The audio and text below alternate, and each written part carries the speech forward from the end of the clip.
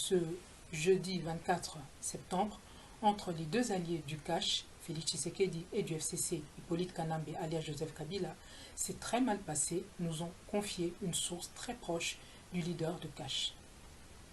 L'atmosphère était plutôt électrique. Le flegmatique Rice aurait perdu son flegme légendaire au point de taper du poing sur la table. Il accuse son allié et complice Tshilombo de vouloir lancer, sous pression des États-Unis et de la Belgique, l'opération visant à le livrer à la justice internationale.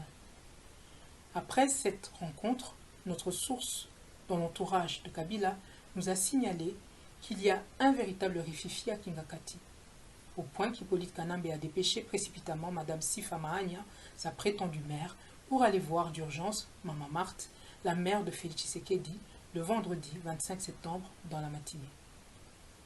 Elle lui a apporté un message très dur de la part de Joseph Kabila adressé à Félix Tshisekedi.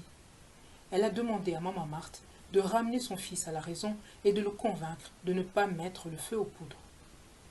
Car ce feu risque de les emporter tous et il n'y aura pas de survivants. Mais Félix Tshisekedi aurait refusé de répondre à l'invitation de sa mère qui lui demandait de venir rencontrer Sifa Mahania chez elle pour entendre de vive voix le message de Kabila. Et plus grave encore, plus tard dans la même nuit du vendredi, Joseph Kabila apprend que Félix Tshisekedi a pris l'avion pour Bruxelles en compagnie de ses amis américains, les ambassadeurs Mike Hammer et Nikki Haley. Signe probant pour Kingakati que les hostilités viennent d'être ouvertes. Dans cette atmosphère apocalyptique, le peuple congolais doit s'attendre à une grave implosion nationale s'il ne fait rien pour stopper cette escalade infernale, ainsi que l'a prévenu dernièrement M. Honoré Ngwanda lors de son face-à-face avec quelques journalistes congolais. Et l'incursion du fameux Gédéon Kyungu, qui a attaqué, comme par hasard, la même nuit de vendredi 25 septembre, les points stratégiques de la ville de Lubumbashi, la RTNC, le gouvernorat, la banque et l'état-major des FARDC, pour proclamer l'État indépendant du Katanga, cette incursion-là, disions-nous, n'est pas le fait du hasard. Une source dans les services spéciaux à Lubumbashi vient de confier à ce sujet à la rédaction de l'Œil du Patriote que l'un des prisonniers de Gédéon Kyungu a cité dans sa déposition les noms de Zoé Kabila et de Joseph Kabila comme étant leurs principaux fournisseurs d'armes et d'argent. D'autre part, les kabilistes du FCC sont tous mobilisés vent debout face à ce qu'ils considèrent comme le déclenchement de la chasse aux sorcières.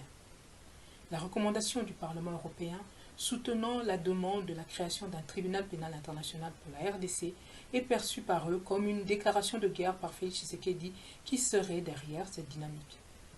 L'arrestation du Major Ngoï, assassin présumé de Floribert Chebeya, et complice patenté du général John Numbi était déjà perçue par les bonzes du FCC et par Kabila lui-même comme un signe indien.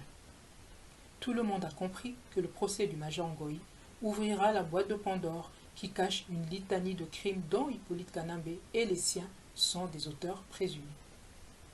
Certains caciques du FCC autour de Kanambe sont déterminés à faire sauter la baraque, nous dit-on, si Tshilombo, Tshisekedi ose violer l'immunité constitutionnelle de leur raïs en enclenchant une quelconque action judiciaire contre lui. L'alliance des fraudeurs commence donc à montrer ses limites. Les voleurs et les receleurs s'empoignent au sujet de la répartition du butin. Il ne faut pas que le peuple congolais soit la victime expiatoire de leur turpitude. Pour cela, le peuple congolais doit réagir rapidement en se mobilisant comme un seul homme pour mettre hors d'état de nuire voleurs et receleurs, complices et mentors. L'heure n'est plus à la tergiversation. La guerre des clans et des gangs est déclarée. Et il ne faut pas que la RDC en paye le prix de sa stabilité et son intégrité. Paris, le 28 septembre 2020, Candido Keke, L'Œil du Patriote, à lire sur www.info-aparico.com.